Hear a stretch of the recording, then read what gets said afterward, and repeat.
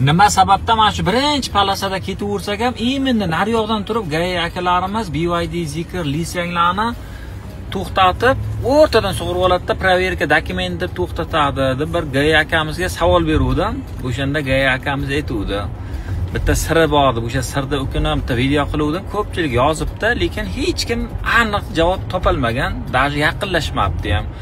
O'sha GAI akamizni bir sirni aytamiz, nima sababdan bu mashinalarni ko'p to'xtatishini.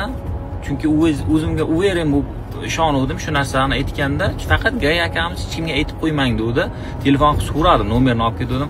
Aka, ichim pitilab ketyapti, obunachilarimga aytmasam bo'lmaydi dedim. Mayli ayting dedi. Faqat obunachilaringizga ayting, hech kimga aytib qo'ymasin dedi. Xo'p dedim. Hech kimga aytib qo'ymaysizlar faqat. Xullas, buni javobi, misol uchun mashinalar bilasizlar, ko'p elektromobil olib kelayotganlar, Xitoydan olib kelayotganlar, avtosalonlar mashka bo'lib chiqdi. Juda ko'pchilik mashinani tarqatib yuborgan-da, pulini olgandan keyin o'zlari fabrikaga chiqib ketib, mashinaning dokumentini qilib bera olmay qolgan. O'sha mashinalar O'zbekistonda juda ham ko'p. Endi o'sha mashinalarga red tadbirlar o'tkazilyapti hozirgi kunda. Bu birinchi masala. Misol uchun dokument qilib bermagandan mashina pulini berib qo'ygan, lekin dokument qilmagan. Kimlardir o'rtaga turib bergan, o'sha turib bergan odamlar ham hozir yo'q. Sababi 60 ming, 70 ming dollarlik, 30 ming dollarlik BYD mashinalari yoki Zikrlar 50 ming, Lila 60 ming turaq qimmat mashinalar, lekin uncha pulni hech kim to'lab bera olmaydi, hech kim turib bera olmagan, o'rtada turib beraman degani ham. Xullas, mana shu mashinalarni olgan, dokument qilmagan, endi dokumentsiz mashinani sota olmaydi, ular fabrikaga qochib ketgan, qamalib ketgan, kim nima bo'lib ketgan. Endi hozir bu mashinalarni sotib ham bo'lmaydi. Endi har zamonda GAI yo'q-ku deb ko'chaga chiqib qolishi mumkin ekan. Bu bir. Ikkinchi o'rinda bir 80% kreditga olingan ekan mashinalarni.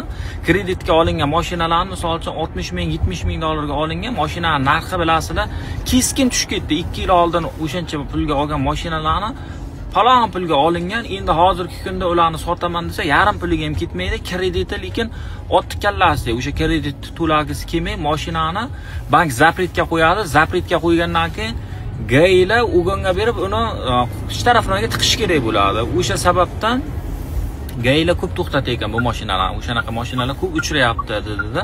Ish taraflariga ham haqiqatan. Chunki menga o'zimga ham juda ko'pchilik telefon bilan, aka, mana shunaqa mashinam bordi, krediti bor, nima qilsam bo'ladi? Shu kreditini yopolmayapman, shuni bir detallarni sotsak bo'ladimi deydi. Turli-tuman savollar bilan, yoki dokumenti yo'q, falon avtosalondan olganman, nomini aytmayman.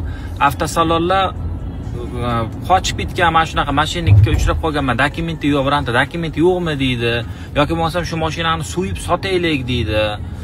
O'sha odamlar minib yuribdi har zamonda ko'chalarda. O'sha mashinalarni ushlab ish taraflariga tiqish kerak ekan. O'sha sababdan mana shu Zikr, Liseng, BYD endi mana shu 3 ta modelda trenddagi mashinalarni ko'p GAI to'xtatar ekanda, agar dokumentida nimadir chipi bo'lsa, ish taraflariga borib tiqadi. Bu tepadan bo'lgan buyruq ekan. Xullas, sizlar ham hech kimga aytib qo'ymanglar. Maylimi?